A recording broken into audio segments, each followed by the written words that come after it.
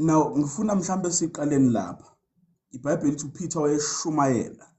Wathi eshumayela uPeter, iresponse yabantu to izwi was, madoda bazalwane senze njani?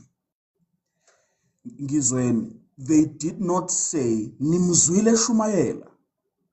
They did not say izwi libheke ngakini. They did not say umfundisi ubeze kuwe. Bathe madoda bazalwane senze njani? Okusho ukuthi one of the things we must learn if we are to be a people devoted to uNkulunkulu, a people that are on fire for uNkulunkulu, is we must embrace personal responsibility when it comes to receiving izwi likaNkulunkulu. I'm going to emphasize leyo nto leyo over the next coming days ukuthi we must embrace personal responsibility for the word that we had. Ungafike enkonzweni ube yilehlobo lekholwa elizwa izwi ebese lishifta iattention nedirection yezwi to abanye abantu. Yes, because we are oftentimes guilty of leyo nto leyo ukuthi njalo uma ngabe sizwe izwi sizobuza abantu umzwile kodwa ukuthi beshumayele ethini, uzwile likuthintile yini izwi, and we never really take it to ourselves. Bathi labantu sizokwenze njani? It was personal. Uthi sengilizwile izwi sizokwenze njani? And that is where I want us to work namhlanje. Mangabe iBhayibheli lithi and they continued, ibiqala kulamagama abawakhulumile athi sizokwenze njani. iBhayibheli lithi Peter responds and says, you must repent and believe and be baptized, right? After lapho, lo and continued embodies lento yababayishilo ethi sizokwenze njani, ngoba abantu abaningi go to gatherings. I've said this before. Abantu abaningi go to gatherings, they go to conferences, they go to seminars, they go to church services njengoba ukhonzile namhlanje, and iqiniso lokuthi mangabe ufika lapho something happens. Either you have an upper room experience noma you have the experience yalaba about 3,000. What do I mean? Laba beba ku upper room were ignited for purpose. Le 3,000 were ignited in conviction. All of them were on fire, but umlilo wabuhlukile. Yabona, masikhuluma ngedevotion sikhuluma ngokumaintaina umlilo. Masikhuluma ngedevotion sikhuluma ngokuhlala uvutha. But ukuvutha kwethu akufani. Kukhona ilevel yabo yokuvutha ila ekuthenini ngifuna ukuba ngcono. Yes, because uma ngabe uPeter eshumayela, what they felt was conviction. I-conviction yini?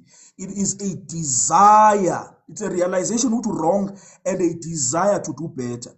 So mangabe bembuza bathi madoda bazalwane singenze njani, what they were actually communicating ukuthi silizwile izwi, siyabubona ububi bethu, and we want to be better. So there was a fire of conviction enhlizweni zabo. As much as njengoba ukhonzile namhlanje, you felt leyo conviction ukuthi you want to be better. Anytime ukhonzile, anytime you conference, anytime ungene ku live, uphuma nento ethi I want to be better. There's something that happens to your heart anytime we are in the gathering of the believers. Uyabona? And so mabathi mangabe iBhayibheli lithi and they continued. Isho ukuthi after that moment in the presence of God, after that moment in the conference, after that moment in the church service, akufanelanga uhlala ungenzi lutho. Yes, there is a call to maintenance beyond the moments esinazo enkonzweni. Many of us, the reason why we are on fire today and we are called tomorrow is because sikholwa kakhulu futhi siphila ngama moments. I said this and I will continue to say it. We are running for revival. We are obsessed with revival because we don't understand that revival is actually a moment. What follows after revival is a life of maintenance. Ngizweni bazalwane bami. Umuntu ovuswayo akavuswa kaningi. Oh, baza. Unless uyaqhubeka afe after sevusiwe, this is why ezolokho efuna ukuvuswa noma evuselelwe kaningi. Inkinga yethu njoba silokhu sigijimela imvuselelo, sithandazela imvuselelo, sifuna imvuselelo, actual gatherings, is because after sesivuseleliwe siphinde siyofa. No, asikhulumeni iqiniso bazalwane bami. Many of us, Sunday gathering is a gathering of revival. Fanele silokhu sin resuscitate ngoba nina phakathi neviki niyafa. Okay, ngiyaxolisa. Not part neviki. Nina nifa immediately niphuma ngomnyango wesonto. Nibuyele back enyameni. Yes. You are convicted for as long as you are in the church service and you are hearing the word. But after lapho niyaphuma nihambe niyofa. That's the truth. Abantu abaningi go to church services and you find them constantly attending inkonzo. Uyazi ukuthi I'm not against attending inkonzo. Please go and attend inkonzo. Attend a night prayer, attend inkonzo. Kodwa what I'm trying to convey lapha ukuthi there's a call to maintenance webazalwane bami. There is a call to maintenance. There is a call to maintaining the fire that is ignited enkonzweni la uphuma khona. Yes, many of you had prophecies. Many of you, babuya nkonzo, when you had a convicting word, many of you had a charge. Niyamvutela uNkulunkulu njoba kuyiSunday kanje njoba lelizwi lisase fresh engqondweni njoba imessage across over isase fresh ngoba uqeda ukuphuma kule conference abanye baye Pietermaritzburg bayo attend conference kaMpostoli uNdlovu lezi lezobe ikhulunywa lapha zobe zifresh engqondweni zenu. You'll be ignited for the marketplace, you'll be ignited to advance the kingdom. Kuzobe kukhona umlilo, but iqiniso ukuthi after leyo conference iningi lenu libuyele ekhaya liyofa. You allow that fire to die.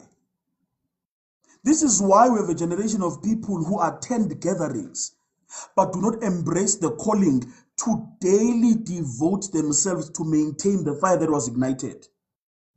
Ngoba wabazalwane bami, there's a call to maintain the fire that was ignited daily. Ngoba into engamaintainwa eventually izocima, izofa. Amen. And so we have so many people abahamba ama conferences about business. Ama business abasase ku level 1. You go to church services but indlela ophila ngayo isafana, usayiphila nje sonweni, usulizwile izwi elinamandla eliconvicting. Because you don't continue. IBhayibheli lithi after the Holy Spirit has come, after the 3,000 have been convicted bazinikela kuKristu, they continued, abaphelelanga kuleya moment. Inkinga yethu ukuthi siphelela kuma moments. Yes. Ukusindiswa kwethu, ukukholwa kwethu kuphelela kuma moments enkonzweni, kuphelela kuma moments at the conference, kuphelela kuma moments at the seminar. But the Holy Spirit's emphasis namhlanje ukuthi if ungenzanga lutho kulonyaka, commit yourself to continue. And these people continued. On a daily basis, they devoted themselves to maintaining leyanto eyenzeka kubo on the day of Pentecost. No, webazane bami, we are a Pentecostal church iningi lethu yabo, si Pentecostal siyawathanda amandla, siyawuthanda umlilo, but asiyithandi lezi zinto ezibhorayo. Webazane bami, can I say this? We have a narrow view of what revival and awakening is. Ngiyaxolisa ukusebenzisa isingisi singakanamhlanje. We have a narrow view and an understanding of what revival and awakening is. We always think ukuthi Pentecost noma i-revival umlilo namandla nomoya. But the same Pentecost that is seen in the fire and the wind and the sound and the smoke and the new tongues is the same Pentecost that is now seen in the discipleship, the fellowship, the prayers, and the breaking of bread. Ake ngishift ingqondo yenu nginibonise elinye iside le revival. Ukuthi revival akusizi imangaliso, akusiyimphefumulo esindiswayo kuphela, akusikuthi ushukunyiswe for purpose, akusikuthi ube motivated, akusikuthi ube encouraged to go and work for the Lord kuphela. Yes, the Lord is doing that in our time. Baningi abantu uNkulunkulu esabavusa manje ukuthi wena ubizela ukusebenzela inkosi, wena ubizela ukwina imphefumulo, wena ubizela ukuthandazela abantu, wena ubizela ukuprofeta.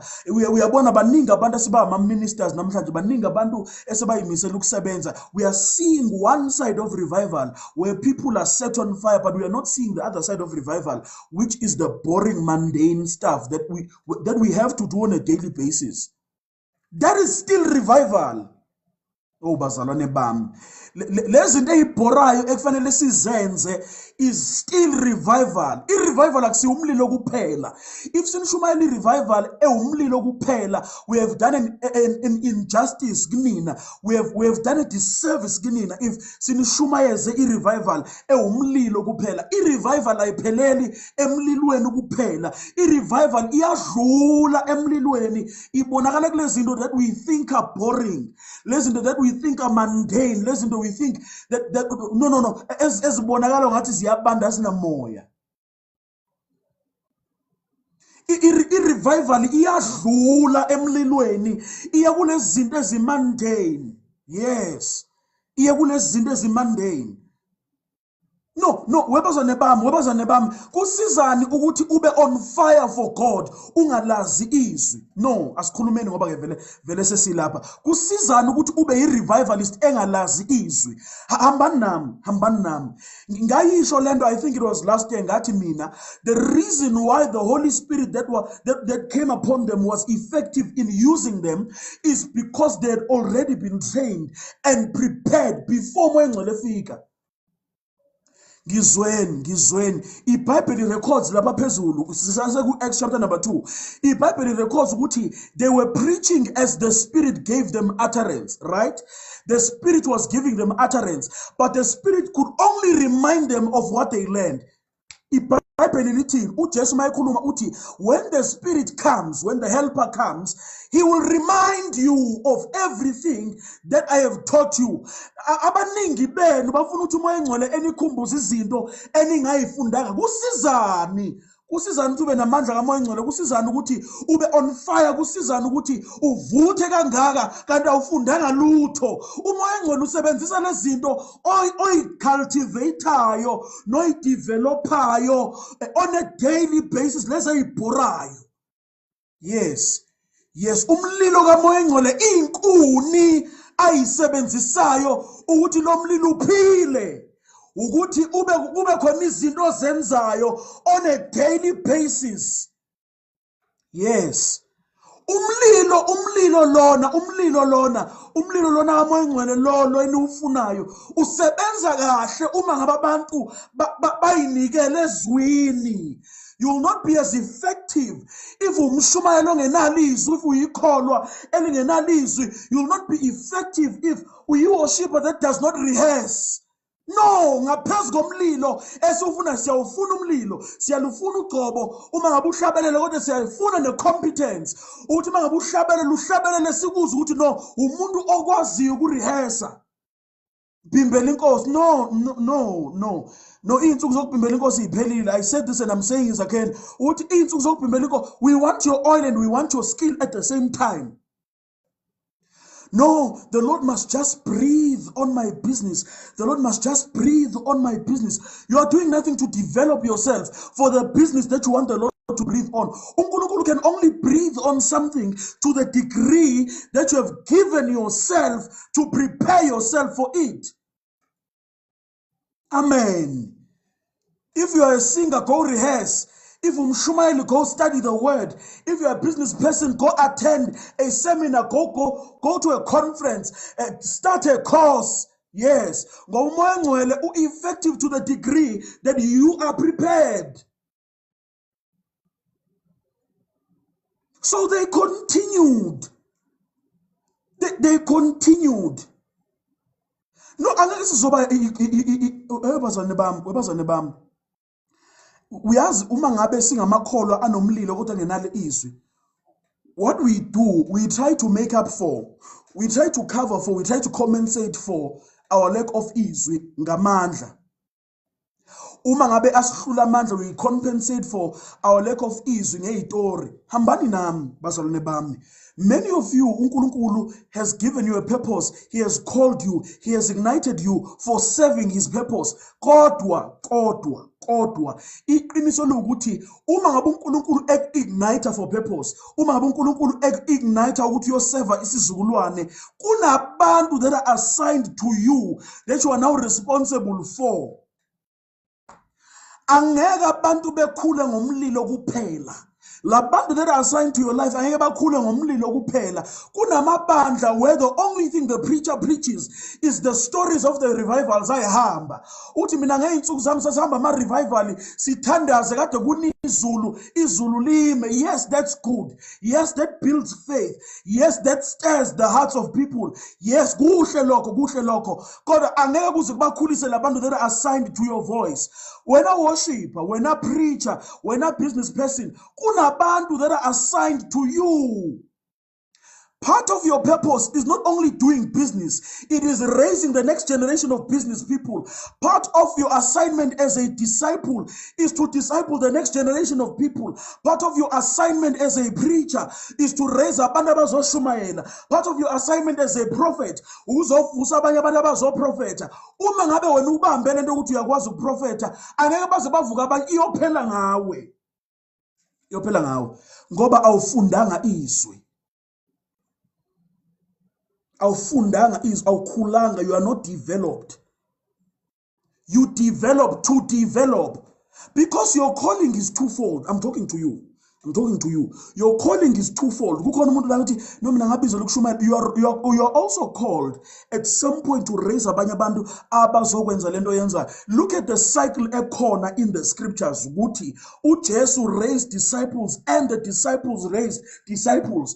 When uJesu charges you to become something, he no longer charges you to become kuphela. He charges you to raise abanye to become. You must replicate lento uJesu akwenze yona. Awazi ukuthi kube nguwe ovuthayo, awazi ukuthi nguwe wedwa okholwa kahle, awazi nguwe wedwa oprofetayo, nguwe wedwa oshumayelayo, nguwe wedwa onama organizational skills nama administrative skills. Akwazi ukuthi kube nguwe wedwa okwazi ukuhlabelela, akwazi ukuthi kube nguwe wedwa okwazi ukwenza ibusiness. Akwazi. You are called to train the next generation. Not sometimes you are not even called to train the next generation. You are called to train some in your generation. Let me say this. I have this fear, but let me say this. Many of us are waiting to be trained by our baba. But iqiniso lokuthi uma ngabe unganothisa kahle, obaba in our generation, not bonke, but obaba have become celebrities abanasikhathi sokutraina. They are maintaining amagama abo. They are traveling all over the world. Obaba banasikhathi for leyo nto leyo. Uyazi ukuthi uNkulunkulu usemsebenzini kulezi insuku zethu zokuthi evuse ama peer to peer mentorship.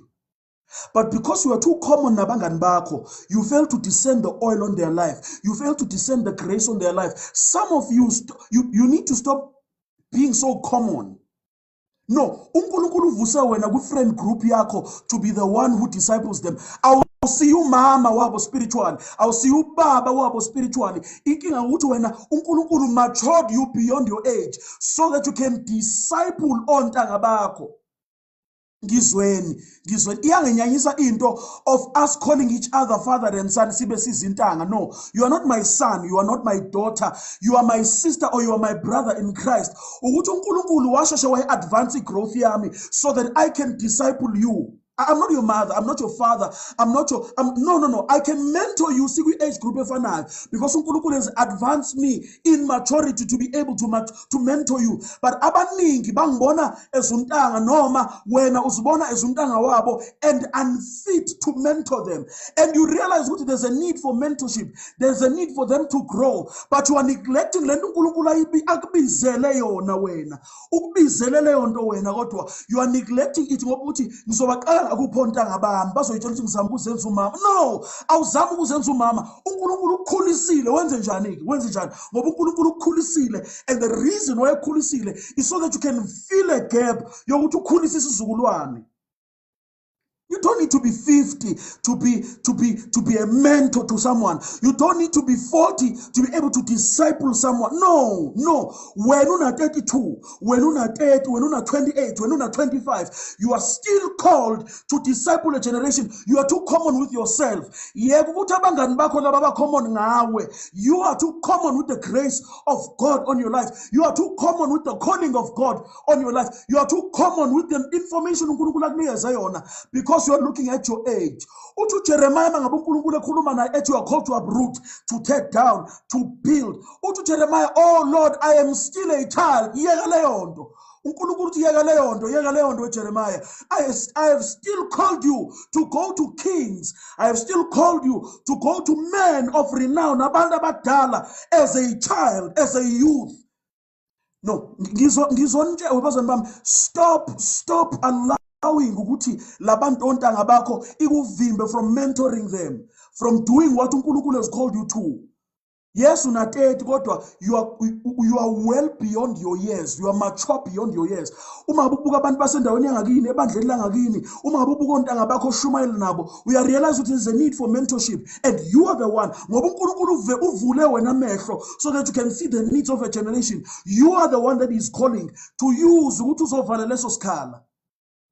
Mfundisi kubizwe wena to mentor labafana abashuma oshumayela nabontanga bakho oshumayela na kubizwe wena uthi mentorisha osisi basenkonzweni yakho kubizwe wena. Stop being common with what uNkulunkulu placed on you. Yes, stop being common with what uNkulunkulu placed on you and what he demands of you. Akakhulisanga mahala, khulisa uzosebenza. You've been neglecting it uthi no ngiyintanga yabo. You've been neglecting it uthi no bazongireceive kanjani. Hey, akuna ukuthi bazongireceive kanjani. uNkulunkulu ukubizele for such a time as this, ukubizele ukuthi uzokwenza lo msebenzi. Stop delaying lento. Go and work. I'll say spiritual mother, I'll say spiritual father. You don't need to be a spiritual mother or a father of the city. I'll think my sons. You just need to do the work. Disciple them, train them, correct them, tell them ningonta ngabami kodwa niyapeta niphume endleleni manje abashumayela babehave kanje. Ningonta ngabami yes kodwa odadewethu enkosini ababehave kanje. You are called to be the one ebazothi no uzenza umama lo, uzenza umuntu omdala lo. It's okay, it's fine. Ngamane bathi ngizenza umama kontanga bami, ngizenza umuntu omdala, ngizenza ikhehla, ngisheshe ngaguga. It's okay. It's the call of God on my life. I am called to mentor a generation of peers. Yes. When the fathers are absent, uNkulunkulu will raise peers. Uzovusela ontanga bakho ukuthi kube yibona abazomentorisha ontanga futhi. And let me talk to you, mhlambe wena ke awubizelwa ngokwenza mentoring. Yes, mhlambe wena you are called to sit under your peer. No, some of you are called to sit under your peers and learn from them. Yes, untanga wako, swallow your pride and go and ask questions and go and learn. Be mentored by your peer. It's okay. It does not diminish you. It does not make you smaller. Go and sit and learn. No, oh baba kulezi insuku zethu abanasikhathi banama-schedule busy. Abanye baba have departed from the faith. So we can't even get anything from them because the message is now tainted, because they are now corrupted. Hamba hlala phansi kontanga wakho ekufundise ufunde. Yes. Ipride lekutshela ukuthi angenze ngimentor untanga wami, angenze ngimentor umuntu engimshiyayo ngeminyaka. You will miss the grace of God. Maybe let me talk about that. Let me talk about Leondo Leo. Many of you, uNkulunkulu has placed grace on your peers. He has placed an anointing on your peers. He has placed a maturity on your peers. Inkinga yabaningi benu ukuthi you see them as your friend and not as a man of God or a woman of God. No. You've downgraded them in your sight. I think it is bulalile. In our friendships is commonality, is being common with each other. Yes, umngani wami, but beyond ukuba umngani wami, I see what you are a teacher. You have been anointed by uNkulunkulu to teach the word. Teach me. Yes, umngani wami ngiyakwazela sisuka kude, sikade sigudla, kade sishayeka ndawonye, kodwa I understand ukuthi you have been called as a prophet, and because we fail to discern grace kaNkulunkulu on abantu, uNkulunkulu ubalethele labo bantu ukuthi sisizakale ngabo, and so they can't even help us because we are common with grace.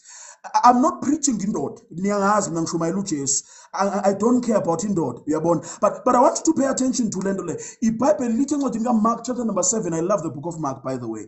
Incwadi kaMark chapter number 7 ithi uJesu wafika endaweni yangakubo. Bathi siyamazi lo sikhule naye. Osisi bakhe abekho yini lapha, obhuti bakhe abekho yini lapha. And iBhayibheli lithi they were offended with him. They treated him commonly ngoba bemazi ukuthi he's the son of the carpenter. Bamjwayele bakhule naye. iBhayibheli lithi he could not perform great miracles there. Hayi ngoba amandla okufeza imangaliso engekho. It's because people were common with him ngoba bemjwayele bemazi. How many people has the Lord placed in your life that you have missed ukusizwa uNkulunkulu through bona ngenxa yokuthi uyabazi? Uyabazi, no umngane wami ngiyamazi, no usisi wami ngiyamazi, lo sikhonza ndawone ngiyamazi. Uyabona, how many of you have missed into uNkulunkulu ayibeke kubafundisi benu? Kusizakala abantu bangaphandle ngabafundisi benu, kusizakala abantu bangaphandle ngabangani benu. Nina nibe nikhona lapha niludinga nani usizo because you treat them too commonly. Niyabazi nibajwayele. Injwayelo has caused us to miss the grace uNkulunkulu ayisupply ngalabantu laba to our own lives. Yes, your friend is not a friend. Kufanele ube ne enough maturity to be able ukuhlukanisa. No, yeke yamfundisi. Yes, umfundisi is very important. Yes, umpostoli wakhe is very important. But ngisho nabangani bakho, ngisho nodadewenu enkosini, your normal average members, because angikhulume lento le. Grace is not only supplied to abafundisi. Grace is supplied to everyone in the body. He supplies every member in the body.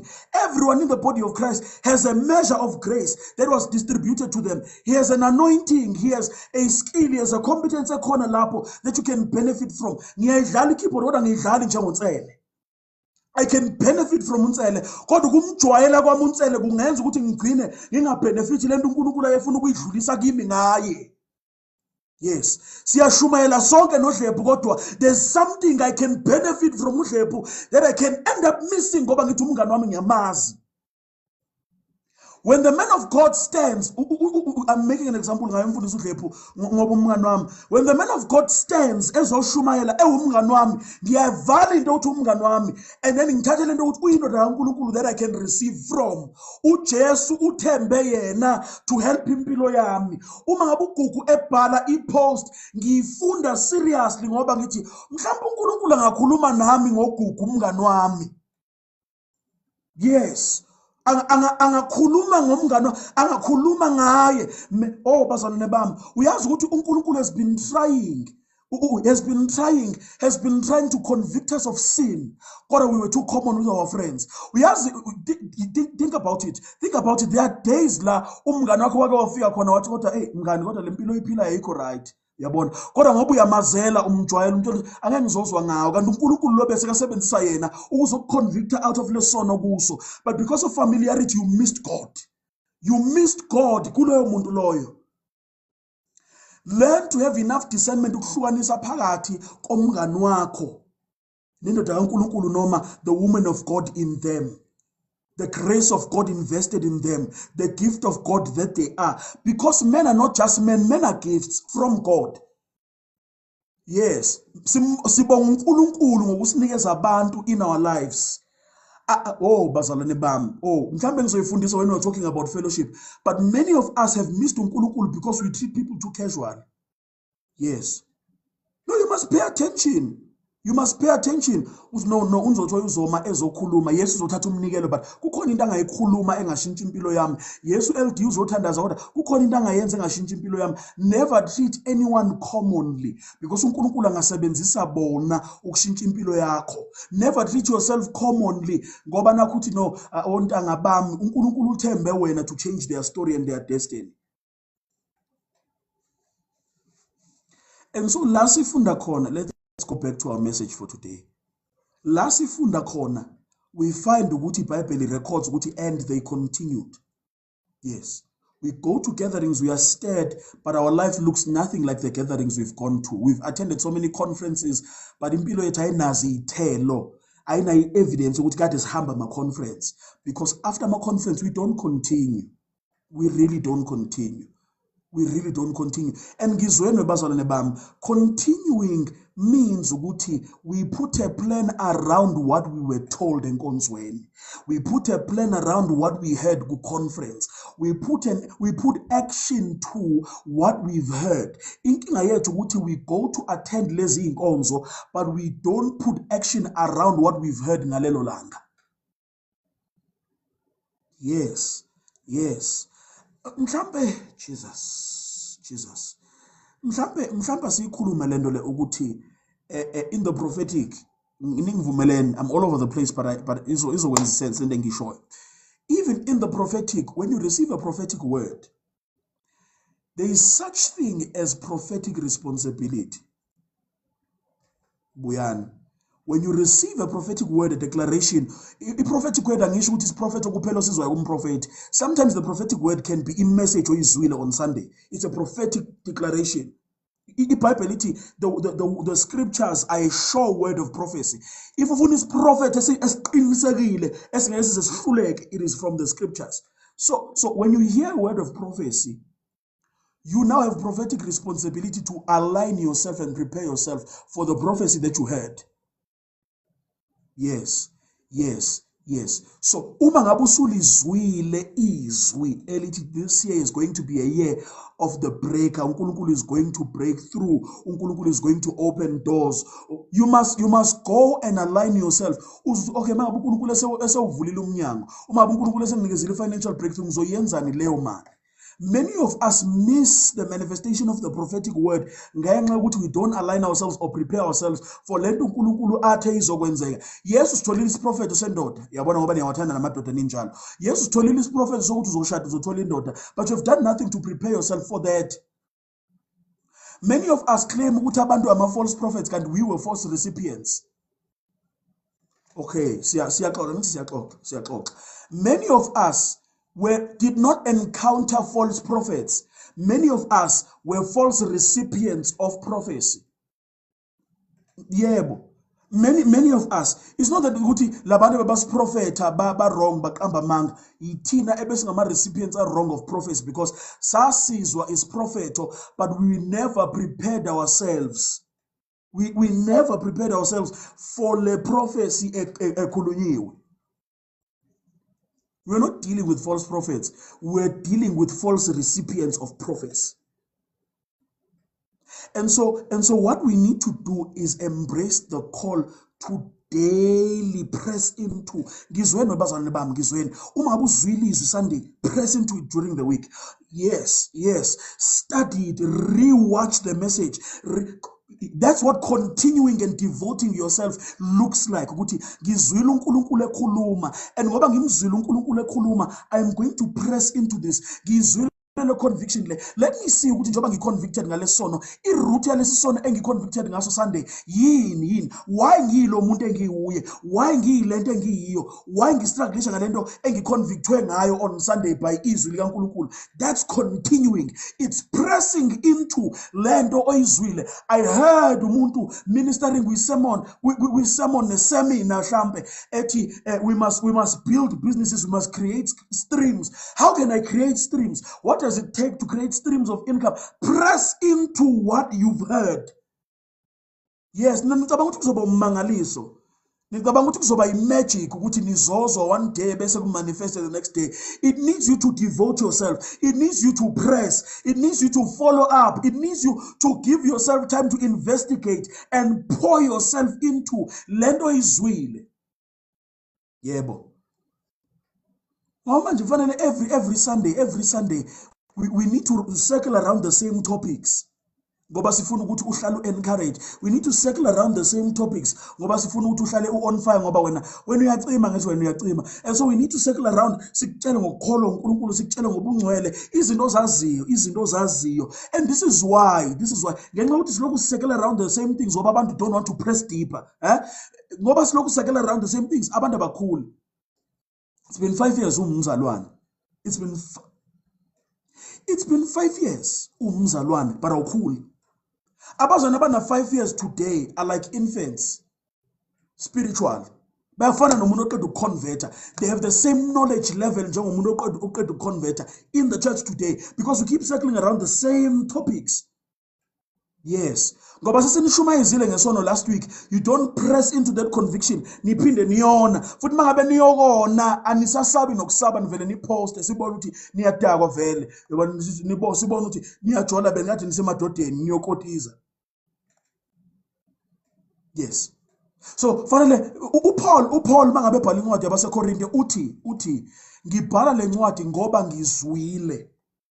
ukuthi kukhona umuntu oyekade lala nomfazi kababa wakhe. Ngizwile ukuthi you are in sexual immorality. Ngizwile. So uPaul mayebhala incwadi yabaseKorinte uyibhala on the basis of what he heard was happening eCorinth. Right? So that means ukuthi uma ngabe uwumfundisi, uma ngabe you are leading a flock, you must make sure that you tend to the current demands or the current needs of the flock. Some of us are limiting ngisho nabafundisi bethu in what they can preach because bayabona ukuthi no, uma ngabe ngizolokhu ngibhizi nezipho zikamoya kuzomosheka ngoba into edinga uku-addresswa manje, into edinga ukulungiswa manje ukuthi abazalwane bami bayadakwa. And so we limit even the scope of preaching of what we are taught in the church, because as good shepherds we need to address lezi zinto ezenzekayo kungaze kumosheke kakhulu. So fanele sihlale simkhumbuze ayibazona sibizela ukuphila ngcwele, sibizela ukuphila ngcwele. Asisakwazi nokushumayela enye into ngoba nilokhu niyasikhombisa ukuthi anifuni ukuphila ngcwele. You keep on going back to the same thing over and over again. And so we we need to keep on addressing that very same thing. We can't continue because you are not continuing. We can't press deeper and teach you the deep things of God because you are not growing past Jesus. Uti umbhalo wamaHebheru Hebrews chapter number 5 from verse number 12.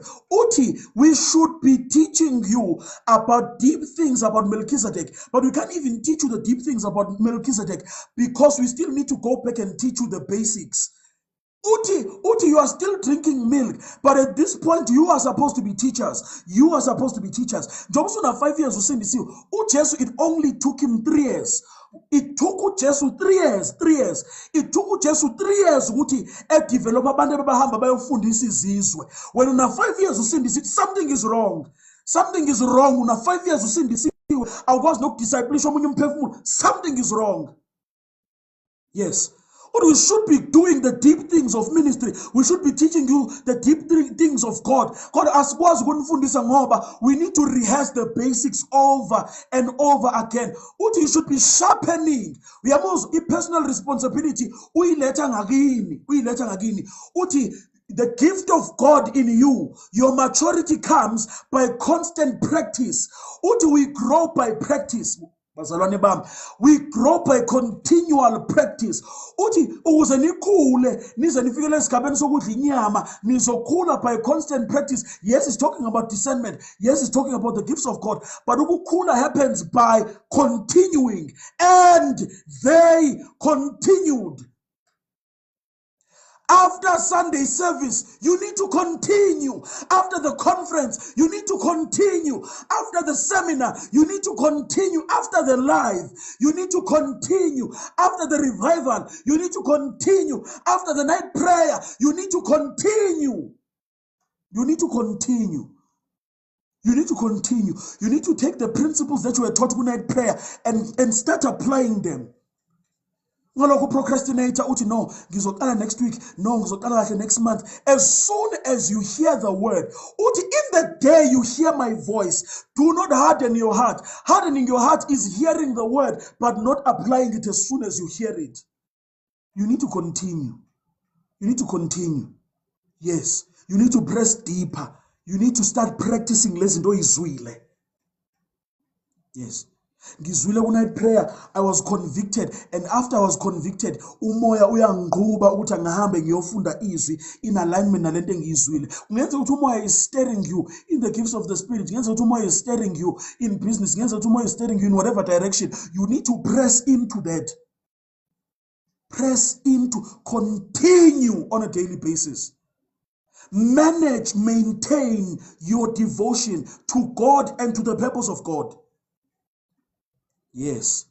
The reason why revival starts and is not sustained is because sandelo abantu who don't continue. The reason why you are convicted and don't stay convicted is because uyayizwa izwi ku-night prayer but don't continue. The reason why uqala ube nomlilo ebese umlilo ucime is because you don't continue.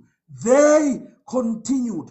After the day of Pentecost, after umoya ubehlele, after they were saved and converted, bezwe intshumayelo that was convicting, they continued. Yes. And ngizweni bazalwane bami, continue is not only maintaining a certain state. Yes, for the past 2 or 3 days, I've been talking about maintaining your fire. Kodwa ngivumelene si-advance lento esikhuluma ngayo namhlanje. Continuing does not only speak to maintaining. Continuing also speaks to progressing to a greater level. Ngizweni. Kufanele usuke ekubeni convicted ngokudakwa. Uze ufike kwi-conviction la ukuyeka khona utshwala all together. Because kukhona abanye abasanayo i-conviction. Uyabona banayo i-conviction yokuthi akufanelanga ngidakwe kodwa kusayi conviction. Yabo, when you feed that conviction, when you continue and you press deeper into that conviction, it will lead to you ultimately leaving leyo nto leyo. Many of us are convicted but we never leave izono. It's because we don't press into the conviction. Siyayizwa conviction every time sisidla isono, but we never study enough. We never look at messages enough. We never seek God enough in prayer for him to help us to eventually leave the sin. In Bible, we move from faith to faith, from glory to glory. We are called to move past just conviction to living a life free from sin.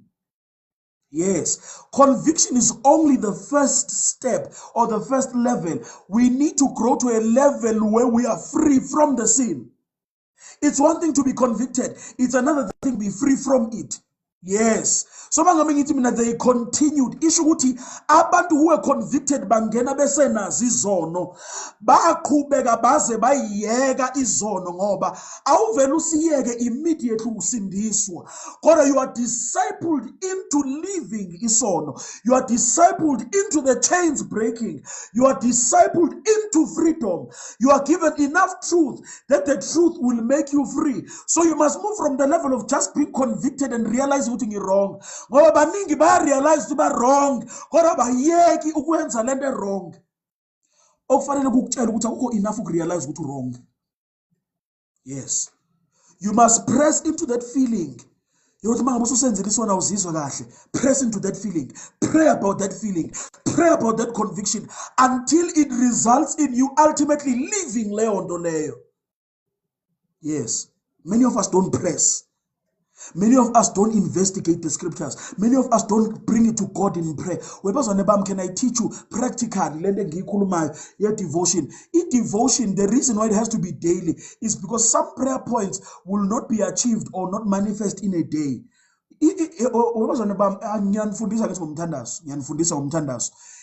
iBhayibheli lithi kukhona umama, Luke chapter number 18, who just was making a parable. Kukhona umama. Lo mama lo went to the judge. She persisted. It's a parable about prayer. Lo mama persisted every day until the judge was weary and gave her what she needed. Gizweni emthandazweni kufanele ube ne persistence yokuletha prayer point A1 ize izimpendulo ifike. Nina niyayeka after 2 days nithandaza ngento. Nina expectation ukuthi 2 days is enough to pray about something. No, kufanele ube bazalwane bami, kufanele ube persistent with a prayer point. Pray it enough time until uyibone impendulo. Maybe let me share a testimony of mama engayizwa. Kukhona umama owayenendoda engakholwa, indoda ekade likhuni enhlizweni. Lo mama wathandaza ngoEzekiel ukuthi ngizokhipha inhliziyo yelitshe bese ngifake inhliziyo yenyama, inhliziyo kamoya. I'm paraphrasing. Uthi lo mama prayed this scripture and prayed this prayer point until lo baba waze waguquka after maybe 20 something years ethandaza lo mthandazo wodwa. Imagine ulethi prayer point A1 enkosini. Yes, uzothandaza ngezinye izinto, but ulethi prayer point A1 consistent. Imagine if lesona sikuhlulayo ubusilethe njenge prayer point phambi kwenkosi every day until size sinqamuke. Yes, when you read Luke chapter number 18, lo mama waletha inkinga yakhe. iBhayibheli lithi lo mama had an adversary that was tormenting her. She had a thorn.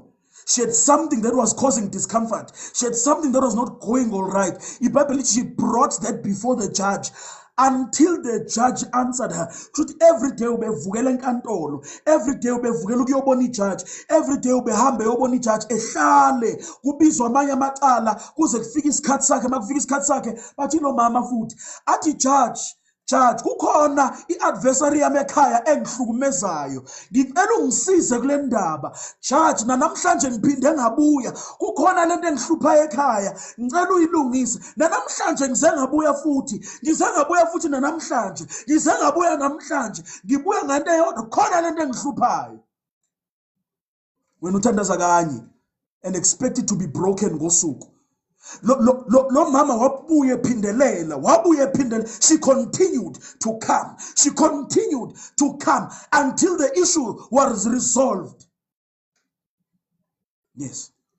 She continued to come. This is why Bible men ought always to pray and not faint or not give up. Continue, persist in prayer until leyo nto inqamuke. Now challenge. Use lo nyaka and take those specific prayer points to the Lord consistently. Yes. I'm praying because ngifundile ku Luke chapter number 18 verse 1. Men ought always to pray and not to faint. Ngizena le nkinga futhi yet again Nkosi. Ubuye ngakusasa uthi Nkosi uyasazi lesi sono sami samantombazane iyangihlula into yokulala outside of marriage, iyangihlula into yotshwala, iyangihlula into yokubhema, iyangihlula homosexuality, iyangihlula into yokuphinga, iyangihlula lento engihlula Nkosi. Nangu mina ngize ngale nkinga futhi. Ngijenga lo mama ngize ngale nkinga futhi. Yes, la ekhaya kunakuthula. Ngize ngale nto yokungabi nokuthula la ekhaya. Yes, la umshado wami uyabhidlela lento ihlala iphuma iyangilimaza. Kodwa ngize ngaleyo nto futhi Nkosi. Abantwana balalele ngize ngaleyo nto futhi Nkosi. This should be the year of ngize ngaleyo nto futhi Nkosi. They continued. Ngize ngaleyo nto futhi Nkosi. Yes, same prayer point, same emphasis, same request, Nkosi. I have come to petition you yet again. I have come to petition you yet again. Ngize ngaleyo nto futhi Nkosi. Ngize ngalolo daba futhi Nkosi. This is what we should be in prayer. Ungathandaza 2 days bese uyeke. Yes. uNkulunkulu uphendula mangabe sekuyisikhathi. When the time is right, the Lord will make it happen. He will not make it happen sooner than it needs to happen. He will not make it happen later than it needs to happen. When the time is right. Yes. You need to be found endaweni yomthandazo every day. Uthi Nkosi ngize ngaleyo nto futhi. Ngiphinde Nkosi ngizobuya They continued. So we need to continue until we grow in conviction. We need to continue until we grow in faith. We need to continue until we grow in the glory that we carry. We need to continue. iBhayibheli lithi uma ngabe eseqedelela ke ku Hebrews chapter number 6. Angithi utheni bancane anifuna ukukhula, so we can't teach you the deep things. Uthi mangabe sefika ku Hebrews chapter number 6, uthi you need to grow up. You need to move past the elementary principles of Christ. Let's break that down. You do not continue from something until you understand it. Mayeti, let us continue. Umabe eti, let us continue. Uti, umbhalo wamaHebheru. Maybe let's read it. Hebrews chapter number 6. I love it. Ngifunda ngoba ngiyithanda. Therefore, leaving the discussion or continuing from the discussion of the elementary or basic principles of Christ. So, mangabe ethi leaving akasho ukuthi siziyeke ngoba zisihlulile. Uti, we need to master these basic things before we move to deep things in God. Hambani nami, kulonyaka yekana amaportal. Kulonyaka yekani breakthrough. kulonyaka yeka nama mysteries kancane wabekele eceleni kancane sizobuya ku yabona sizobuya kulama mysteries enza ukuthi izinto ehambe kahle sizobuya kulama mysteries avula ama dimensions sizobuya kulama mysteries of open heaven sizobuya kuma mysteries nama portal nama dimension kodwa kulokho ngiyacela our focus should be the basic things uthi living or continuing from the basic principles of Christ which is repentance from dead works faith towards God the laying on of hands baptisms uthi lombhali before singakhuluma ngama gifts of the spirit before singakhuluma ngale zinto ezijulile zikaNkulunkulu before singakhuluma ukuthi wena sizokunikeza ukholo ube umfundisi you must have mastered lezi zinto ezibasic you must have mastered repentance from isono yes kunabazwana abaningi they don't even understand ukuthi repentance iyini they think it's crying iBhayibheli Esau sought repentance with many tears and found it not. Repentance is not just feeling sorry for yourself. Repentance is not just crying tears. Repentance is turning. Yes. We can't make you umfundisi when you unrepentant kanje. This is why sinabafundisi abaqabana nabanye abafundisi bengaxoli. This is why sinabafundisi abamoshayo ebese bathi ibandla kufanele libakhave. Athi umfundisi ngiyanazela indaba zenu futhi ngiyanikava kodwa mina maseningazela aningikava. That's why sobantu abafundisi abanjalo because sinikeza abantu ukuthi babe abafundisi who had not mastered the basic. That's why sinaba propheti abalala nezingane sinaba propheti abadayisa ivangeli because they have not mastered the basics which is repentance from sin. Yes. They've not repented from the sin of greed. They've not repented from homosexuality. They've not repented from freaka. Belale befornicate bebe ama adulterers. That's why sinale nkinga esinayo. Ukuthi abazana esinabo banje because they've not passed the class any basic. Webazana bam, you don't graduate to the next grade until you pass the grade you are in. Many of us have moved on to higher grade things, to the next grade, as masteranga the basics. Before we can make you a preacher, before we can allow you to minister, before we can push you to purpose, we need you to pass this class. Yes, you will be dealing with the presence of sin until uzufe or uJesu ebuye. Kodwa isona lesi sibe namandla kuwe because kukhona iclass owaliphasa. Uyazi kuba lula for people to quickly repent mangabe bebedile because kukhona iclass abaliphasa ile class mawuliphasile uzohlala une consciousness ukuthi mangabe ngibedile I need to step down mangabe ngibedile I need to find God mangabe ngibedile I need to do better. Abantu unrepentant because kune class abangaliphasanga bami phambili bayashumayela bami phambili bayahlabelela bene class abangaliphasanga. Sinabazalwane who are in the marketplace but ba represent Jesu in the media space kodwa benza yonke lemikhuba nabantu abalapha because kuneclass abangaliphasanga. Before sizokhuluma ukuthi wena uzoba irepresentative kaJesu endaweni la ukhona phasa leli class because ngizweni mabe ufika lapha kunembuzo abazokubuza yona edinga ukuthi kube ukuthi uphasile leli class. Yes, when they ask you, ngoba part of the basic doctrine is eternal judgment and the resurrection of the dead. Okusho ukuthi it deals with eternity. Mabakubuza ukuthi uzoyidlela phi ngunaphakade yakho uyathithiza wazi ukuthi izulu liyini, awazi isikhoko siyini. Umuntu ekubuza ukuthi waye uNkulunkulu ethi uthanda abantu kodwa ebathumela esikhokweni, awazi ukuthi uzophendula uthini ngoba awuliphasanga iclass. You have not dealt with the basics. Ubambekile ke manje, awazi uzophendula uthini ngoba you have not passed the basic class. They continued. Jesus, let me hurry. Let me hurry. We need to continue past the basics. It's been 10 years, 14 years, 15 years, 20 years, 30 years. Basic. We need to continue, man. You need to master it. You need to do better. Is over. You need to do better. Class pass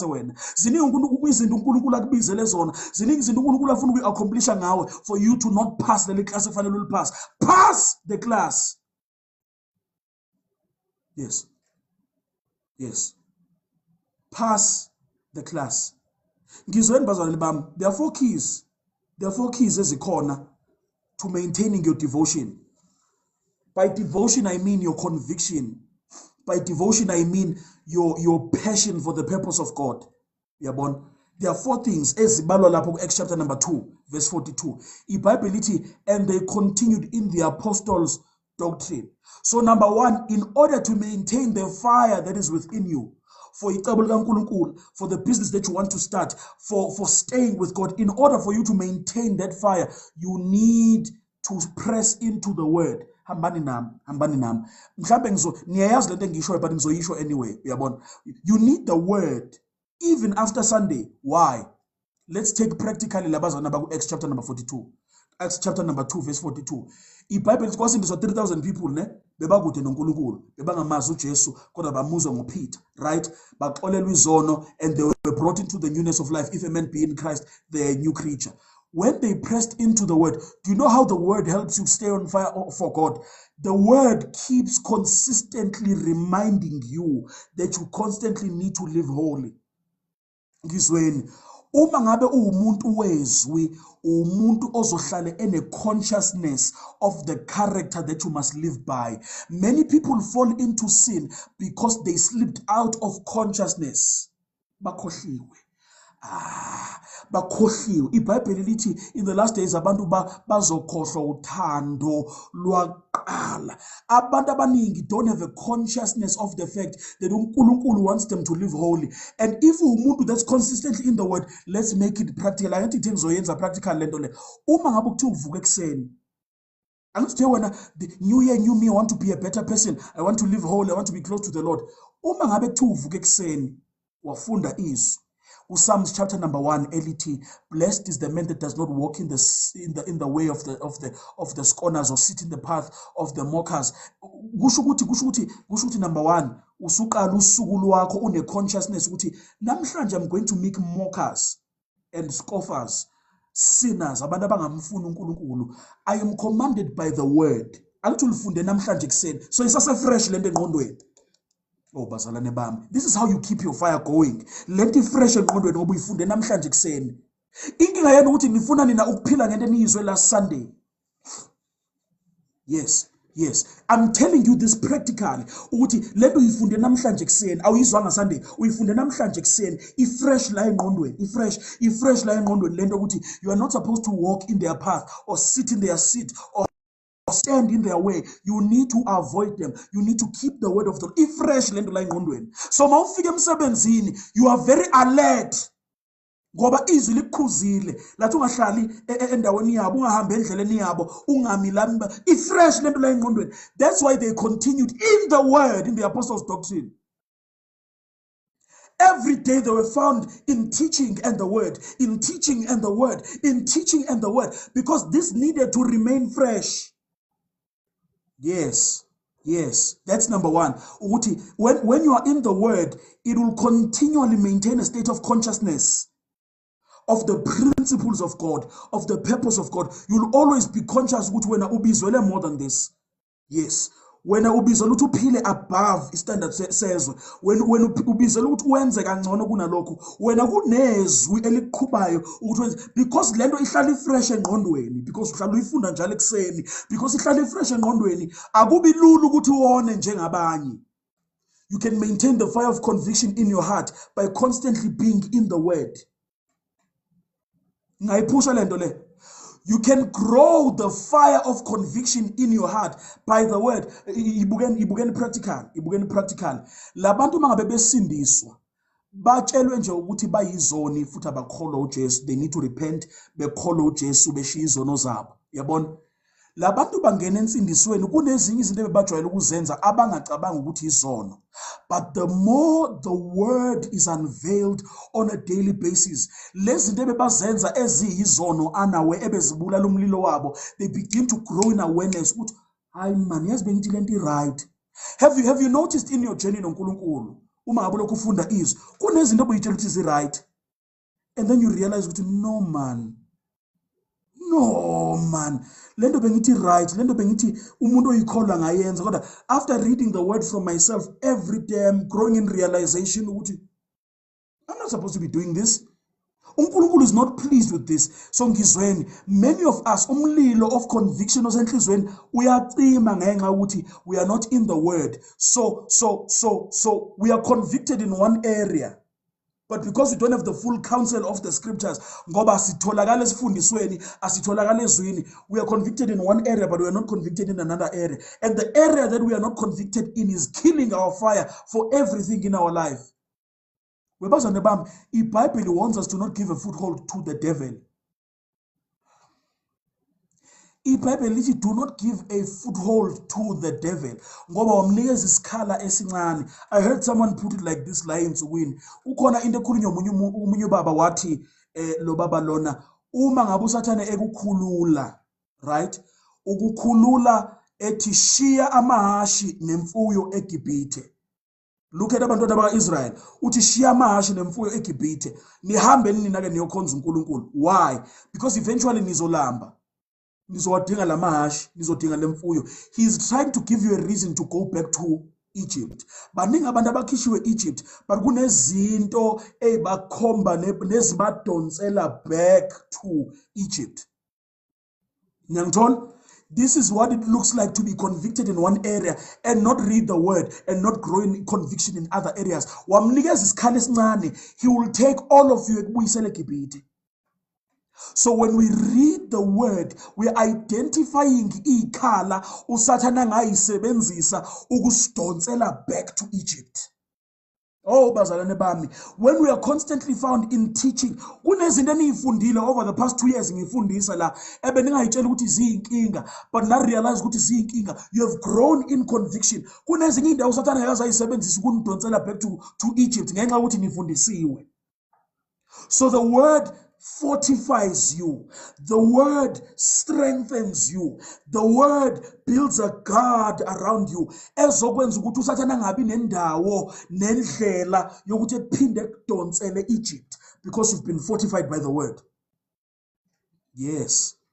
Yes. Yes. For you business people, let's make it practical. Let's make it practical. The reason why you need to maintain umlilo for the purpose of God, maybe the purpose of God on your life is business. Uma ngabe usuzwile ukuthi uNkulunkulu is calling you to business. Uma ngabe wazi ukuthi uNkulunkulu has been giving you vision and dreams and understanding, ungahlali. To maintain your spiritual fire, you need the word and teaching. To maintain your practical fire when it comes to business and career and whatever the case may be, you need to go and learn. Yes, you need information that is aligned nalento uNkulunkulu akubizele yona. Yebo, as a business person, you need to constantly be consuming content here business, or else your fire for business will die. Yes, you constantly need to be found consuming that content. You need to be reading books that are in alignment nalento leyo ngoba uma ngabe ungayenzi lento le, the fire you had for business will die. What does information do? Information gives you solutions before problems arise. Ngizweni, umuntu o-informed, uma kuvela inkinga akagive up. Usebenzisa information ayifundile ukusolve inkinga. Many of you started businesses, but as soon as problems arose, because you were not informed, ubungagcwele. Bazalwane bami, ngoba ubungagcwele inkinga yakwenza wayeka ibhizinisi. Instead of trying to find an alternative solution, ngoba ufundi, webazane fundani. Funda, press into continue continue kuphela ekufundeni imibhalo nasekulaleleni isifundiso sabapostoli. It is symbolic or representative of every kind of information you need to keep the passion and the fire and the devotion you have going. Yes. Keep the fire for your business, keep the fire for your career, keep the fire for your marriage going. Attend seminars, look at content, read books. You wouldn't be giving up on your marriages and giving up on your businesses and giving up on your careers and giving up on your children as easily as you do if being abantu who pursue understanding. In all thy getting, get an understanding. Wisdom is the principal thing, but in all thy getting, get an understanding. And understanding will keep you, and understanding will fortify you, and understanding will uphold you, and understanding will make sure that you don't regress, and understanding will make sure that you don't give up. Uma uyindoda noma umfazi that is full of wisdom and understanding, by study to show yourself approved. Make sure you study. In the days la isitha sizama ukuphephetha khona umlilo nepassion onayo for lento uNkulunkulu akubizele kuyo uzoma lento owayifunda. Ayi bazalwane bami, uthi uJesu, mhlamba ngisebenzise izwi ngoba uzobona ukuthi ngiyikhulumela izinto zami. Uthi uJesu, uma ngabe nihlala kimi namazwi ami ahlala kini, ngizweni. Umuntu ohleli kuJesu angeke amazwi kaJesu angabi kuye. Kodwa ukuze umuntu ehlale kuJesu udinga ukuthi amazwi kaJesu ehlale kuye. Into yenza ukuthi singasuki masigula ukuthi amazwi kaJesu ahleli kithi. Into yenza ukuthi singasuki mangabe sishayeka ukuthi amazwi kaJesu ahleli kithi. Into yenza ukuthi singasuki mangabe sihlupheka ukuthi amazwi kaJesu ahleli kithi. Umthola umuntu egula kodwa ehlaliswe yinto ethi wathumela izwi lakhe labaphilisa. Umthola umuntu ehlupheka ethi waba mpofu ukuze thina sicebe. Into esihlalisile esenza ukuthi singayeki noma sesihlaselwa yizwi elihleli kithi. Uma nihlala kimi namazwi amahlala kini, kuzoba lula ukuhlela kuJesu uma ngaba amazwi akhe ahleli kuwe. Kuzoba lula ukuthi amazwi akhe ahlale kuwe uma ngabe uhleli kuye. Fanele ukuthi ubuhleli kuJesu kube kuhlela amazwi akhe. Kodwa ngeke uzuhlale kuJesu amazwi akhe angahlali kuwe. Niyangithola? So the secret to longevity, the secret to maintaining your fire, ukuthi njengoba uhleli kuJesu, vumela amazwi akhe ahlale kuwe. Baqinisa lesifundisweni sabapostoli. Yes. Noma sekuvela persecution, into yababamba ukuthi kukhona isifundiso abasidla. Oh bazalwane bami, in the day of adversity kuzobonakala ukuthi wadlani wena.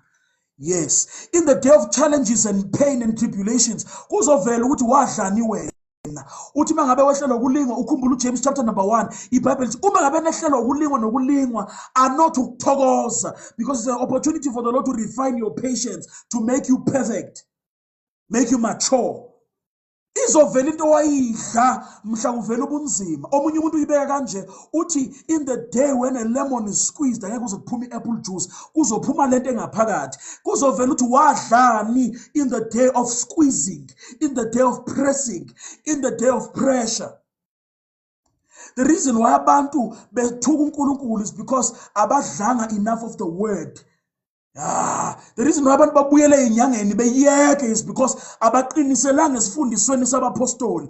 Into ezokwenza ukuthi umlilo wakho ulast a long term, into ezokwenza ukuthi ume enkosini long term, ukuthi ugcwalwe yizwi. Gcwala izwi, iba umuntu wezwi, lidle izwi, phila ngezwi, vukela izwi, hlalela izwi. Yona into ezokwenza ukuthi ume ontanga bakho sebabuyele etshwaleni bawa bathi thina zange sibudla ubusha bethu, isikhathi sethu sokuthi sizenjoye. Into ezokwenza ukuthi ume sebebuyele enyangeni beyothwala beyothwasa yinto ukuthi wadla izwi labazalwane baqinisela esifundisweni sabapostoli. Yonke abayenza bamiswa yilokho. Bamiswa ukuthi kukhona into ebebayidlile. Isifundiso sabapostoli. What will sustain your fire for God is teaching in the word, teaching in the word, teaching in the word. Yes. Ungabi umzalwane who is bored with reading books. Ungabi umzalwane who's bored with sitting under teaching. Ungabi umzalwane who's bored with reading chapters a day. Uyazinenzele kwabalula kakhulu. Umuntu can read 5 chapters in 15 minutes. Yabona lento ukuthi read 1 chapter a day sinenzele nje kwabalula kakhulu. This is what will sustain you long term. Idla izwi. Number 2, iBhayibheli lithi baqinisela ekuhlanganyeleni, fellowship. This represent fellowship. Fellowship represents relationships with like-minded people. The reason why your fire continuously is in threat of going out, the reason why umlilo wakho is always threatened ukuthi uzocima, is because you continue fellowshipping nabantu abangekho like-minded. Jesus. When you fellowship nabantu aba like-minded, it gives you endurance to stay the course.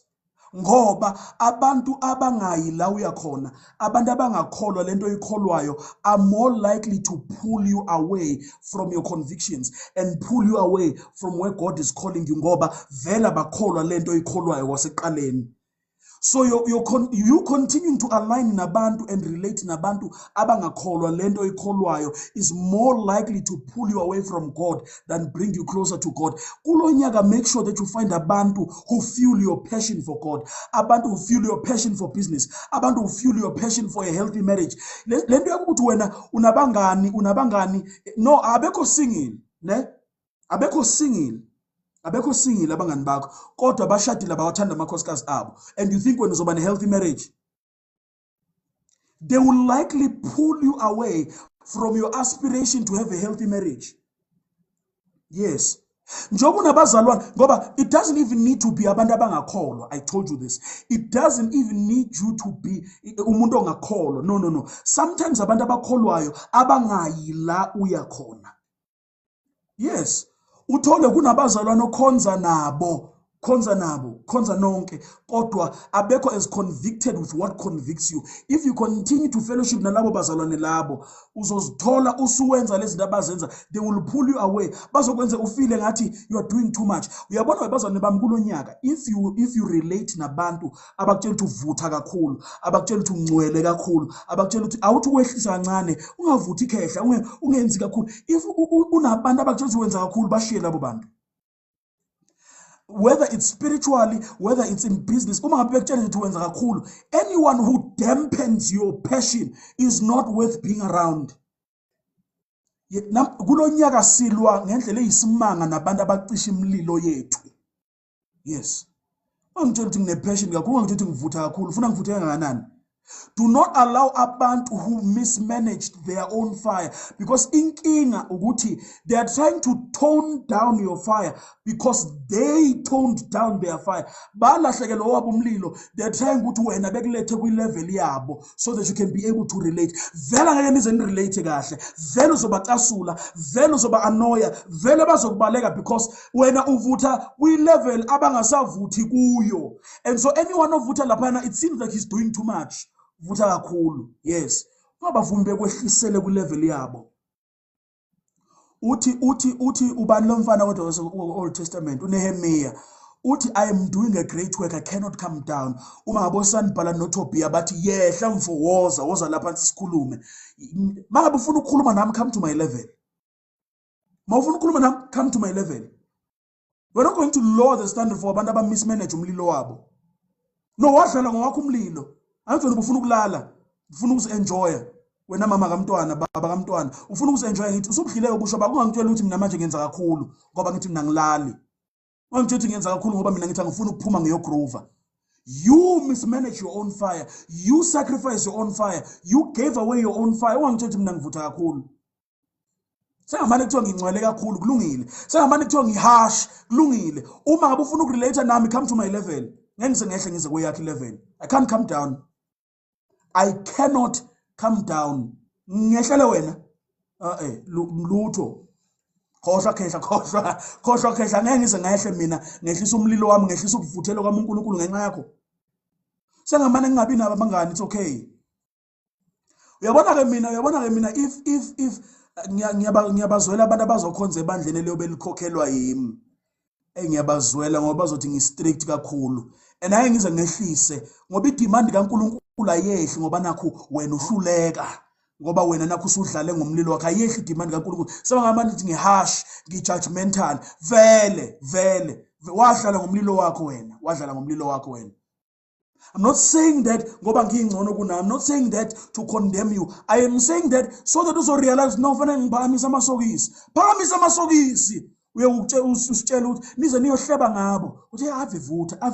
Niyabanda nina, niyabanda. Hayi ave vutha kakhulu sibani ba. Niyabanda. Jesus, sorry, anibandi, ngiyaxolisa. Amen. Relationships of fellowship, the reason why fellowship is important is because your fire can die or your fire can grow based on the people that you are working with, based on the people that you are doing life with, based on the people that you are relating with, based on the people that you have conversation with on a daily basis. Yes. Your fire can either grow or die on the basis of the relationships you have. Your circle is important. Your relationships are important. Hayi mina ngikholelwa mina nje kuphela, yimina osindisiwe kwi-friend group yami, yimina nje osindisiwe ekhaya. Uproud wena ngaleyo nto. Futhi unabangane lo wena wedwa osindisiwe lapho. Uproud ngaleyo nto. Kuthi uhlale nabantu una 10 years usindisiwe wena wedwa osindisiwe, uproud wena ngaleyo nto, uproud. Amen. This is why compromise kanje. Because you are trying to fight for ubungani more than fighting to keep your fire alive. Relationships are there to bring endurance. Hopefully, nithatha ama notes, Jesus. Relationships are also there. Fellowship is necessary to maintain your fire, because fellowship, uma abunabantu aba-like-minded will refine you. Godly relationships will refine you. They will refine you. I think sasa sizokhuluma ngayo lento yama-godly relationships. We'll be looking at Matthew chapter number 2. Godly relationships will refine you. Uma abunabantu aba-like-minded, into ezokwenzeka ukuthi you will learn from them, they will learn from you. As iron sharpens iron, so does one man sharpen another. Yes, you need godly relationships where you are going to sharpen each other. Noma bakathi nivutha kakhulu njalo manihlangana njalo bahlangana laba bazokhuluma ngezwi bafundisi kakhulu mani la. No, hayi ngoba singabafundisi kakhulu. We are fighting by all means to maintain our fire. Godly relationships are there to refine you. Uma ubuthatha ama material awu-2, sharp ne-dull, sharp eventually izoba dull. No, if you continue rubbing two different materials against each other, le sharp eventually izoba dull. So mosibona sivuta soyi-2, mosibona sihlale lizwi, sizama ukumaintaina i-cutting edge yethu, sizama ukumaintaina ukuba sharp kwethu. Yes. We are all bazane bam iBhayibheli esikhombisa ukuthi kunabantu abahlukile in the body of Christ that have been given different functions and different grace. So kukhona izinto engizoyifunda ezizongisharpenisha engizoyifunda komunye umzalwane. Refinement.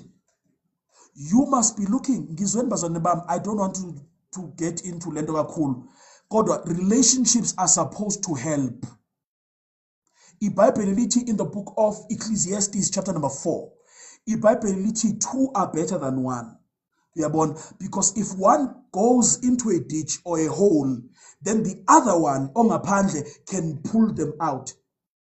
If kubanda, then bangafutumezana. Ningafutumezani bazalwane bami, Jesus Christ. It's just a principle efundiswa umbhalo, ningafutumezani. God, what this scripture is trying to teach you, relationships are supposed to help.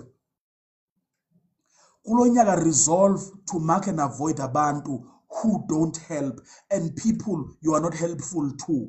Ngoba kunabanye abantu esifunayo kuba bangani babo kodwa asinasizo kubo, nabo banasizo kithi. Kodwa sesihlaliswa ukuthi sisuka kude. Yes, sisuka kude kodwa it's time manje ukuthi siye kude separately. Yes.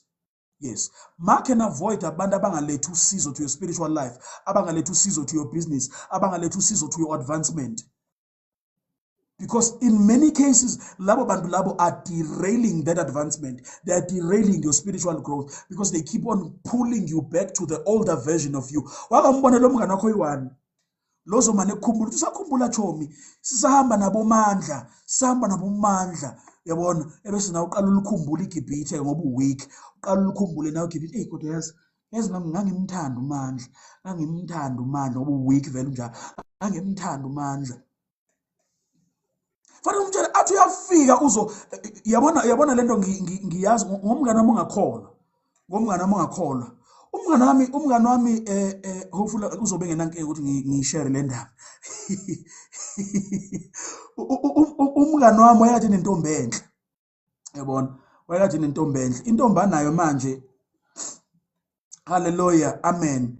So ngangimthandela le ntombi yakhe yakudala babethandana yazi bengifisa ukuthi be make it forever yabona manje usana le ntombi entsha anayo ende uyimisele ngayo yabona manje mina I was going through my gallery and kuvela isithombe sakhe nale ntombi yakhe enhle le ntombi yakhe yakudala uyabona manje ngiyamthumela yona le anytime sivela lesithombe kuma memories egallery yami ngivele ngisithumele wangirebuke wathi bheka la I'm trying to be committed to lo mfazi enginaye manje ungasangithumeli lesithombe salomuntu lo sengidlulile la this is what you're supposed to be doing manje it's going to be uncomfortable it's going to be awkward ukuthi uyisho lento le but kunabantu fanele batshele ukuthi stop reminding me of the past stop pulling me to the past stop bringing me back to le ndawo kade ngikuzo sengila manje and I'm committed to this and I'm pushing this and I'm trying to be on fire for uNkulunkulu yes ungazi izolo yes ungazi 2025 kodwa manje this is what I'm committed to this is what I'm pushing this is what I'm doing you must stop reminding me of where I come from sengila manje this should be your disposition. This should be your disposition manje kulonyaka ukuthi ungazi izolo manje yilento esengifocus kuyo. Athi uyafika athi ngoba ngithi uyakwazi ukuthi wena umuntu outhayo, umuntu ophumayo, umuntu ethi mangabe fika umtshela ukuthi ungazi izolo. I am now committed to maintaining umlilo wami for inkosi. Ungangitshela ukuthi kade sihamba siyodawa. Yes, ngiyakwa wayezongitshela into engiyazi. Ngiyazi ukuthi kade sihamba siyodawa. Ngiyazi ukuthi sasihamba nabafana. Ngiyazi ukuthi sasihamba namantombazana. Ungangitshela ngalento lesi. Ngiyazi ukuthi ngangathembekanga kubantu besifazane before. Ngiyazi ukuthi ngangathembekanga kubantu besilisa before. Ngiyazi ukuthi kade ngibayuza abantu before. Kodwa namhlanje manje ngiserious manje. Ngangidonsela emuva lokhu ngikhumbuza indawo la kade ngikhona khona. For you to maintain your fire, you must address some of the relationships you have that don't refine you. Ubatshela ukuthi ungazi izolo. Ngiyanazi ke nina kade niyilindile le ntshumayelo of cutting ties. Fellowship is supposed to advance you. Uma ngabe ufellowshipa nabantu abakholwa lento ikholwayo. They have different graces. We are one body with different graces. So you're supposed to advance in your spiritual journey. Ngenxa ukuthi uzihlanganise nabazalwane. Ukuzihlanganisa nabazalwane kwenza ukuthi ukwazi to advance in your spiritual journey. Asiyikhiphe kumoya siyenze futhi be practical again, right? Uma ngabe umuntu who's into business. The relationships you have matter. Because kungenzeka ukuthi wena you don't have a network. But the person you related to, the person you are friends with, has a network. We are recipients of the journey of the people that we are connected to. We are recipients of the connections and the grace and the wisdom and the knowledge that people have gained. Have gained through their journeys. Kunezinto engafanelanga siyifunde the hard way. Esizoyifunda through mentorship. Yabuya lento ye mentorship yet again. Kunezinto engafanelanga uyifunde kanzima. Ozoyifunda through mentorship. Find someone older than you. Find someone who's been to where you are trying to go. Find them and ask them how did they get there. Save yourself a few years. Kunezinye izinto ekufanele engamelanga zithathe kude ngoba unementor. Ngoba unothisha, ngoba unomzalwane wakho who has grown in the Lord. Ongakwazi ukuthi ekusize ekufikise la kufanele ufike khona. No, look for them. Pray about it. Uma ngabe ungababoni, pray about it. Pray that the Lord ekuhlanganise nabantu abala ufuna ukuya khona. Yes. Relationships are supposed to advance you. Yes, you should advance by their contact. You should be advancing by their connections. You should be advancing by their grace. You should be advancing by their wisdom and experience. You should be advancing by their maturity. Find people you can be connected to who are dedicated to you growing as much as you are dedicated to growing. Relationships, godly relationships, are supposed to bring accountability. Udinga abantu who are not impressed by you abazokutshela iqiniso ukuthi wena ubu-announcile nje ukuthi uzokwenza iBible study wayengasayenzanga.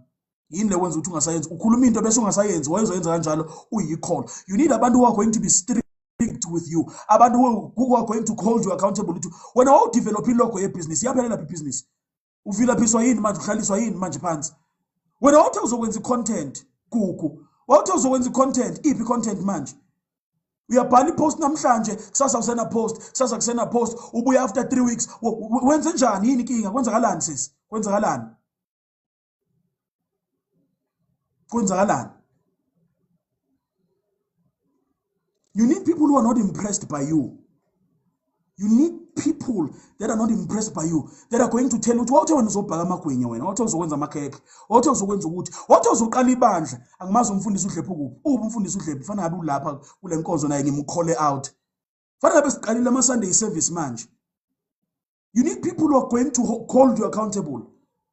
Kunabantu who are waiting on your voice to emerge. Kunabantu who are waiting for your business to start. Kunabantu who are waiting on you to do what you need to do. Angidlali nani nonke, you are catching these hands today. You are going to catch these hands today. Also drafter wena business plan iphelele. You need people to hold you accountable. That's what godly fellowship does to maintaining your fire. Because yebo lo muntu wayenomlilo for uNkulunkulu ukuthi uzoqala ibandla, yebo unomlilo ukuthi uzokwenza content godly and disciple people. Yes, uzokwenza ukuthi ube nawo umlilo, kodwa umlilo wafa because there's no accountability structure. There's no accountability structure. Yes. Amen. Sandi suba njalo. Sandi wayenza nje, wayekhola mina out. Jesus. Ayenzi lento leyo. Yimina ngikhola out abantu. So godly relationships are supposed to hold you accountable. Let's rush through and close below 4 minutes. The Bible is another thing that was necessary to maintaining their fire was the breaking of bread. Godly relationships sometimes don't deal with you at a personal level. Breaking bread means relating on a personal level, sitting down in each other's personal space and relating on a personal level. There are some relationships that are necessary for purpose, and there are some relationships that are necessary for personhood. There are some relationships that are necessary for purpose. There are some relationships that are necessary for personhood. In the book of Acts, they needed the word, yes, to stay on fire. They needed fellowship, accountability, refinement, encouragement, accountability, and endurance. They needed fellowship to stay on fire, but they also needed to break bread with each other and do life with each other in order for them to stay on fire. Why? Because we have lost so many of our bazalwane bethu to the devil because they had no place where they could just be human. Do you know the reason why Samson is is because they found safety there? We have lost a lot of men of God, to harlots. They just needed a safe space. Yes. Baze beshuthwa abanye benqunu batrendiswe benzeni. They just needed a place where they could be human, a place they could be normal, a place they could be safe. So bazane bamnyanazi siyavutha, we're pursuing purpose, but we also need relationships. We need to break bread with each other. We need to check on each other on a human level. How are you doing? Kuhamba kahle ekhaya? How is your mental health? Iviki lakho belinjani? We need relationships where we can be human. I've been feeling down. Angazi why ngifeel down. I've been feeling broken because ekhaya kwenzeka ukuthi. I've been kunalokho kwenzeka. We need places where we can be human. Ngoba if there's no healthy, godly outlet where Christians can be human, they will end up in the hands of the devil because the devil offers a safe space. Yes. Usathane offers a safe space. Inkinga safe space yakhe oftentimes leads to sinful things. Yes. They broke bread. Lento izokusiza ukuthi umaintain umlilo wakho. Izokusiza lento ukuthi umaintain umlilo wakho. Abanye umlilo wacinywa ukuthi they were just looking for a safe space. Yes. Wayithola safe space in secret. Lento yaku-understanda, yakunikeza isikhathi, yakunikeza indlebe, yabona yakunikeza isikhathi, yakunikeza indlebe. Mangabe sekunikeza indlebe, wathamba, waba soft, wagcina usulala naye, wagcina usuwenza yonke le mikhuba lena because you find a place where you can just be human and be safe. Wagcina manje usucompromise ama-convictions akho, bagcina sebekugunda iy'nwele bakuthathela amehlo. because you are looking for a safe space. This happens to abafundisi, this happens to our worshippers, this happens to so many people abamakhola. Because you are looking for a safe space, you find it lapha in secret and it ends up in sin. Yes. We as Christians are supposed to be each other's safe space. We must find a community. We must have a group of gents that can be open without judgment. Usho ukuthi inkinga yami, struggle sami yiles. Indawo la ngihluleka khona yile. La ngibambeka khona yila. Ngithandaziseni bafowethu. Ngikhulekiseni. Ngisizeni. Counsel me. Rebuke me. Keep me accountable. Yes. We need to break bread with each other. Hayi mangabe njalo masihlangana ncegu ibandla ilimvuselelo i-night prayer uhosta nini wenze malini unabazana abangaki hayi ushadiwe wena umisi uzwile bekumisa ubani sikhuluma silenge namsebenzi. When we have real issues in the hearts and the souls of men, no vana nihlale ningosisi nisho ukuthi hey dadewethu ngiyashayeka la ngiyahluleka la kwenzeke lokho lo mfana lo uza ngamawala manje ngiyazizwa ukuthi ngathi sengiweak kuye ebese beqinise bekutshela ukuthi uma ngabe ngakenza into right ungayenzi leyo nto sisi ube nabantu abazokuqinisa ekukholweni on a human level, abantu who will understand and speak to you and minister to you as a human being, not as a minister, not as umfundisi, not as a worshipper, not as umzalwane, but as a human being okholwa uNkulunkulu, because we need to be ministered to at a human level. Yes. Yona into ezokwenza umlilo wakho ungacimi in the days where you are under attack, because some days awufuni nokuthandaza. Umthandazo is important in every season. Khulekani ningapheza nguphiki lokho, but in some days awufuna nomthandazo. Yaqika lento ukuthi abantu bafuna nithandaza, ufuna umuntu ongakhuluma naye. You just need to sit down somewhere, nibe nama Mary biscuit lapha noma kube nenyama eniyosile ebese nihlale nixoxe, break bread with each other. Last thing, prayer. Ngiyathanda ngoba bese ngiyikhavile into ye-prayer at the beginning of the session. Into ezo maintain umlilo wakho is prayer. Prayer is the place where you get alignment. Yes, we know not what we ought to pray, but the Spirit helps our infirmities. Umoya ngcwele uyasisiza in not being aligned to God in prayer. So in prayer is the place where we get alignment to uNkulunkulu. Prayer is the place where we get direction. Prayer is the place where we receive the grace of God. And the response of God was, my grace is sufficient. So emthandazweni la sithola khona igrace kaNkulunkulu, emthandazweni la sithola khona usizo lwaNkulunkulu, emthandazweni la sizwa khona uNkulunkulu. Uthi ufikile ebusuku uzoceba abanye ukuthi during the day bebakuhlukumeza uNkulunkulu avela athi kodwa inkinga uwe. Yes. Ila abantu baba transformed khona emthandazweni. So to maintain your fire, these 4 keys are important. The word, teaching. Number 2, fellowship, like-minded relationships, breaking bread, and prayer. Namhlanje we're going to do a short prayer. Sivale, I've already taken too much of your time. Ufuna sivale la. Make a commitment to be a man of or a woman of prayer, a man or a woman of the word. Make a commitment to try. Ngiyakwazi wena yazi futhi webazalwane bami i-ungodly lento yena ukuthi nithi nina no, I'm just a loner, angijwayelanga ukuba nama relationship nabanye abantu, ngithanda ukuba ngedwa, I'm just a loner, i-ungodly ngoba uNkulunkulu wabuka umuntu wathi it's not good. So kuNkulunkulu ayikho right into ukuthi umuntu abe yedwa. You need to have godly relationships. Ngiyazi uyi-introvert. Wavele watype wathi uyi-introvert ngempela. Ngiyazi ukuthi uyi-introvert, but you must try and build. When ulicensing useduze wena, ulicensing la bakhona bazana singahlangana, ungibhalele singahlanganisela odadewenu lapha niyohlangana. Nasikhathi senu. Yes. So you must try and build godly relationships. That should be a conviction you have. Amen. You must try and build godly and break bread with each other. Be human beings. Hey, ngiyayithanda into yokuvutha. Kodwa kuvuthelwa yonke into. Yazi ukuthi sishawe yini webazalwane bami? This is the last thing I'm saying. We've spiritualized issues of the soul. Sizame ukuvuthela izinto eyidinga counseling, eyidinga conversation. Yes. and sikhulume ngezinto ezidinga umthandazo, siphambanisile inkomishi.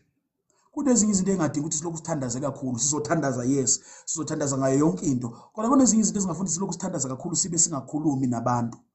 Some things need conversation, some things need therapy, some things need to be addressed.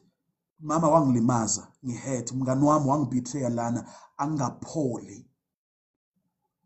Ni over spiritualize izinto too much. No, I was hurt in a relationship, I was divorced. Ayidingi umthandazo more than it needs therapy. Le ndoda yakubetray, lo mfazi wakubetray, wahamba wayokuchithela nibe nishadile nibe nenze ifungo. Yes, wabulala i-self-esteem yakho lo muntu lo. Zidinga therapy lezi zinto lezi. Therapy is not ungodly. Stop spiritualizing izinto, matters of the soul. You are praying, Baba, thank you for the word. I pray that you move your people into obedience. I pray that this word helps them. I pray that you give them the strength to press, the strength to continue. Egameni lika Jesu se Nazareth. Amen.